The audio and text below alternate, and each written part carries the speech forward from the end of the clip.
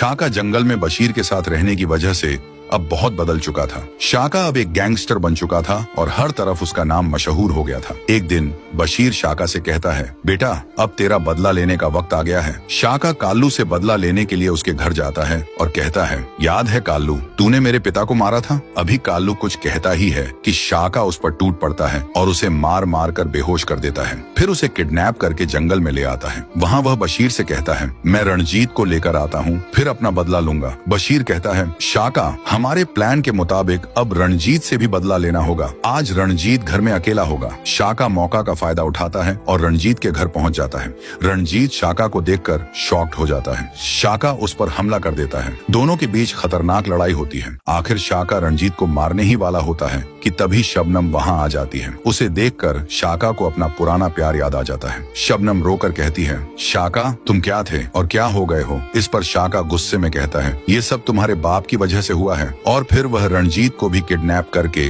जंगल में अड्डे पर बांध देता है। इतने में शबनम इंस्पेक्टर शेर सिंह को फोन पर सब बता देती है कि उसके बाप को शाका ले गया है। उधर जंगल में शाका रणजीत को मार रहा होता है कि इंस्पेक्टर शेर सिंह भी जंगल में पहुंच जाता है। वहाँ बशीर शेर सिंह से कहता है, अगर जिंदगी प्यारी है तो यहाँ से चला जाओ, वरना तू भी जिंदा नहीं बचेगा। शेर सिंह कहते हैं, आज से 10 साल पहले जो गलती तुमने की थी बशीर, वही गलती आज शाका करने जा रहा है। तुम उसे रोक सकते हो। मैं इन दोनों को कानूनी तौर पर सजा दूंगा। बशीर कुछ देर सोचता है, फिर मान जाता है। वह शाका को समझाता है और उसे राजी कर देता है कि अब कत्ल का रास्ता नहीं, इंसाफ कानून के जरिए होगा। आखिर में इंस्पेक्टर शेर सिंह काल्लू और रणजीत को गिरफ्तार कर जेल में डाल देता है। फिर शाका और शबनम फिर से एक हो जाते हैं।